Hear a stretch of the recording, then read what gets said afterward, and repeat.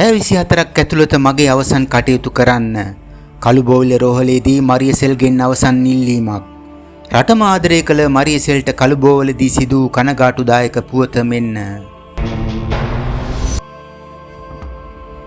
වසර 7දී ගීත ගායනයට එක් වී වසර 55ක් බයිලා සහ බටහිර ගීත මෙන්ම මතකයේ රැඳෙන ගීත රාශියක් ගායනා කළ ප්‍රවීණ ගායන ශිල්පිනී මරියසෙල් ගුණතිලක මහත්මිය අද අලුයම් කාලයේදී අභාව ප්‍රාප්ත වී තිබුණා. මෑත කාලයේ වේදිකාවේ ගායනයෙන් ඈත් වූ මරියසෙල් ගුණතිලක මහත්මිය රෝගාතුර වූ බවටයි පැවසෙන්නේ. කළුබෝවිල ශික්ෂණ රෝහලේ ප්‍රතිකාර ලැබමින් සිටියේදී අද අලුයම රෝගයේ උත්සන්න වීම හේතුවෙන් ජීවිතයෙන් සමුගෙන ගොස් තිබුණා. 1958 ජූනි 11 වෙනි දින නුගේගොඩ ප්‍රදේශයේදී උපත ලැබූ මරියසෙල් ගුණතිලක පසුගිය මාසයේ ඇයගේ 68 වෙනි උපන්දිනයේද සමරා තිබුණා. රෝගී තත්ත්වය අතර ඇය විසින් තමන්ගේ අවසන් ඉල්ලීමද පවුලේ ඥාතීන් වෙත දන්වා තිබූ අතර ඇය පවසා තිබුණේ තමන් මිය ගොස් පැය 24ක් ඇතුළත තමන්ගේ අවසන් කටයුතු නිම කරන ලෙසටයි.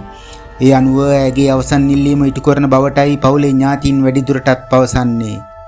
ලාංකීය සංගීත කලාවට නැවුම් මුහුණුවරක් ලබා දුන් ගායන ශිල්පිනී මරියසෙල් ගුණතිලක මහත්මියනි ඔබට මොක්සුව ලැබේවා.